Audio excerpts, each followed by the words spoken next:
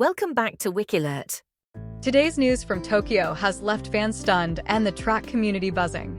Just moments ago, on September 15, 2025, during the semifinals of the men's 1500 meters.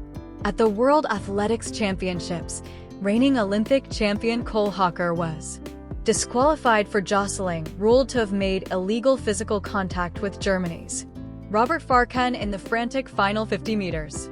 Hocker, who had crossed the line in second place, securing what looked like a ticket to Wednesday's final, saw his hopes dashed when officials reviewed the footage and upheld the call under World Athletics Rule TR 17.1.2, which prohibits contact that gives an unfair advantage or impedes another runner.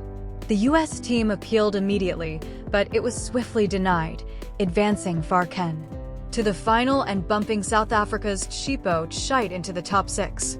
It's a gut-wrenching turn for the 24-year-old American, who entered Tokyo as the gold medalist from Paris last year, but it underscores the razor-thin margins in this event, where a split-second decision can rewrite a champion's story. For those who followed Hocker's electric surge to Olympic glory, this feels like a cruel echo of the chaos that often defines the 1500 meters. Born on June 6, 2001 in Indianapolis, Cole grew up in a family that breathed running. His dad, a longtime coach, had him lacing up spikes early, turning backyard jogs into dreams of the big stage. By his teens, he was a prodigy at Indiana University, where he claimed NCAA titles in the 1500 in both 2021 and 2023, outkicking rivals like Yared Nuggius in finishes that mirrored the tactical battles he'd later master on the world circuit. That Olympic final in Paris? It was pure poetry, a come-from-behind kick that stunned pre-race favorites Jacob Ingebrigtsen and Josh Kerr, clocking an Olympic record of 3 minutes and 27.65 seconds and etching his name into American distance running lore. In the immediate aftermath of today's semifinal, Hocker spoke candidly to reporters, his voice steady but laced with regret. "I was just trying to get to the line in that top 6 spot, like everyone else. It could have been cleaner, but that's racing." You can hear the fighter in him, the one who doesn't make excuses, even as the disappointment sinks in. What makes this sting even more is how Hocker's journey has been one of quiet breakthroughs and hard-fought resilience. After a frustrating injury sidelined him from the 2022 World Championships, he bounced back with a bronze in the 5,000 meters at the 2023 Worlds in Budapest, then added national titles in both the 1500 and 3000 indoors this year, setting meet records along the way. He's not the brash type. Teammates describe him as the guy who shows up early for workouts, logs extra miles without fanfare, and celebrates with a simple fist pump rather than a roar. Off the track, Cole's grounded in family, close to his parents and siblings, often sharing glimpses of holiday runs or post-race burgers on social media that make him feel like the neighbor who's secretly world-class.